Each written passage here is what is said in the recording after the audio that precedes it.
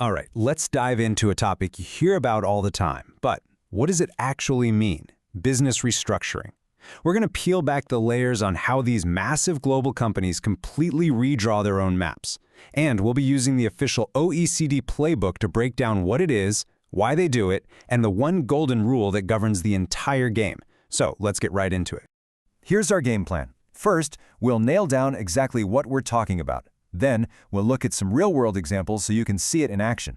After that, we'll get into the why, the business motives behind it. And finally, we'll get to the heart of the matter, following the money and understanding the big rule that everyone has to play by, the arm's length principle.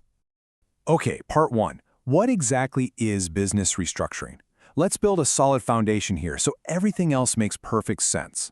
So picture a giant multinational company, right? It's got factories, offices, and teams all over the planet, all part of the same corporate family.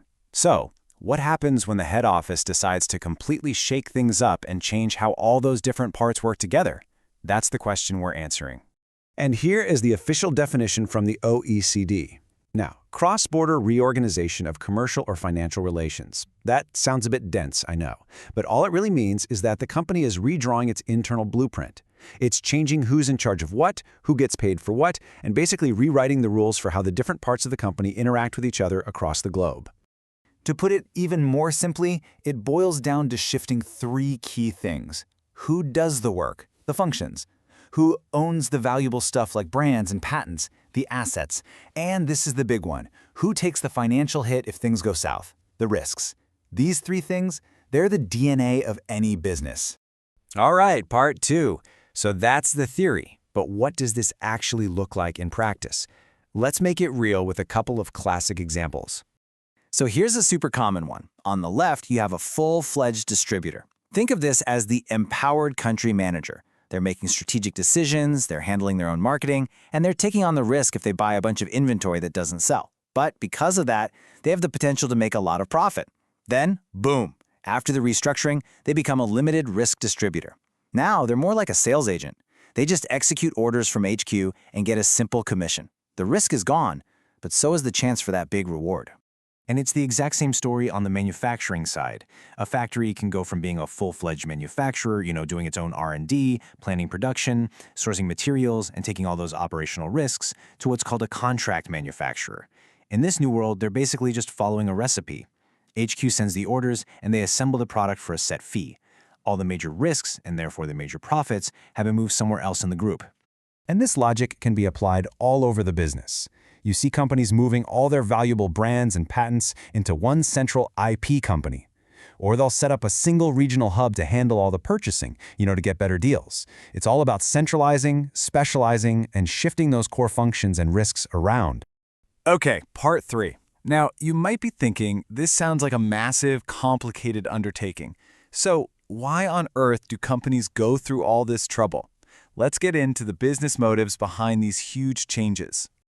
Well, the OECD points out that there's usually some solid business logic at play. Companies are trying to get more efficient, right? Things like getting better prices by having one central team do all the buying. They do it to clean up messy management structures or to use new technology to run a tighter ship. And sometimes it's a defensive move. In a tough economy, it can be a way to slash costs and stop the bleeding. So it's not random. It's about re-engineering the global business to be faster, smarter, and ultimately more profitable. Part four, the real issue. So, efficiency is the public reason, but there's another massive consequence of all this reshuffling, and it's the one that tax authorities are very interested in. It's time to follow the money. And here it is. This is the absolute crux of the matter. Functions and risks are tied directly to profit. So when you move the risk from one company to another, you also move its potential to make a profit. Remember our distributor? The high-risk, high-reward version was expected to make big profits. But the new, low-risk version is now just entitled to a small, predictable commission. The profit potential? It's been relocated. And hey, don't just take my word for it. The OECD guidelines state it loud and clear. This reallocation of profit potential is exactly what happens. And this is precisely why business restructuring is such a huge focus in international tax, because wherever the profit ends up, that's where the tax gets paid. So, part five. If companies can just move their profit potential around the world, what's to stop them from just, moving it all to a low-tax country? Well, that brings us to the single most important rule in this entire field, the arm's length principle. This is the governing rulebook.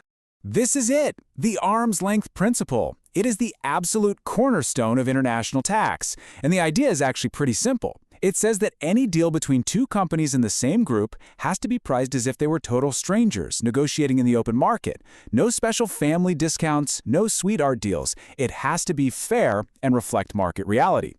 And what's incredibly important here is that the guidelines make it clear. A massive restructuring doesn't get a special pass. There are no exceptions. The arm's length principle applies to this huge reorganization just like it would to a simple sale of a product between two departments. The same test of fairness applies. So how do you even apply this to something so complex? Well, the OECD gives us a comprehensive two-step analysis to make sure every angle is covered. First, you look at the restructuring itself. Think about it. If an independent company had its profitable business taken away, it would demand a payout, right? So step one is asking, was the company that got downsized paid fair compensation for what it gave up? And then, step two is looking at the new reality. Are the new payments, like that agent's commission or the manufacturer's fee, a fair market price for the new, simpler job they're doing? And this all brings us to the final, really challenging question. This whole system relies on comparing these internal company shifts to what two independent, unrelated companies would do. But would an independent, profitable company ever willingly agree to give up its successful business just to become a low-risk, low-reward service provider? That is the multi-billion-dollar question that companies and tax authorities wrestle with every single day. And it's the real puzzle at the heart of decoding any business restructuring.